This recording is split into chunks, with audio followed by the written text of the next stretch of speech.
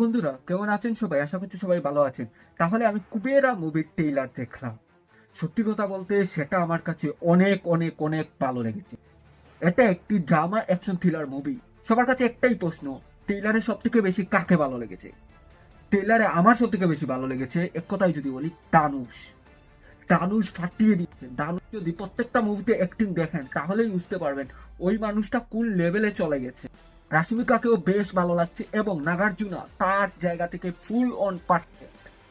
এবং এখানে একটু করেই যদি গল্পটা বলি তাহলে দেখানো হয়েছে একজন গরিব মানুষ, একজন ভিখারি হঠাৎ করে তাদের লাইফে এন্ট্রি হয়, তারপর সে আবার হঠাৎ করে গায়েব হয়ে যায়। কিন্তু যখন সে গায়েব হয় তখন এমন কিছু তথ্য জানে, এমন কোনো রহস্য তার হাতে লাগে যাতে পুরো গভর্নমেন্টকে সে কাঁপিয়ে দিতে পারে।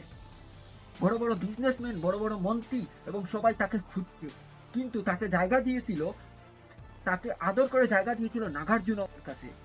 কিন্তু পরবর্তীতে সে যখন চলে যায়, দানুষ দানুষ যখন চলে যায় তখনই এই ঘটনাটা ঘটে এবং সে কি রহস্য উদ্ঘাটন করে নিয়ে যায় এবং এই পলিটিশিয়ান আর বিজনেসম্যানদের সাথে কি হয়েছিল ওর, এবং কেনই বা এমন হচ্ছে এবং সবাই তাকে কেন খুঁজছে।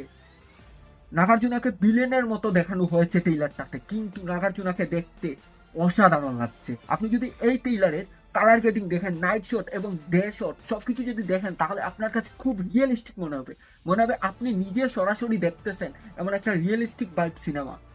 আমার কাছে ট্রেইলারটা অসাধারণ লেগেছে। তাহলে বন্ধুরা, আমার ভিডিওটি আজ এই পর্যন্ত। এই ভিডিওটি ভালো লেগে থাকলে অবশ্যই ভিডিওটি লাইক এবং চ্যানেলটি সাবস্ক্রাইব করে পাশেই থাকবেন। মন ভালো রাখবেন, নিজের উপর বিশ্বাস রাখবেন। Tata, bye bye.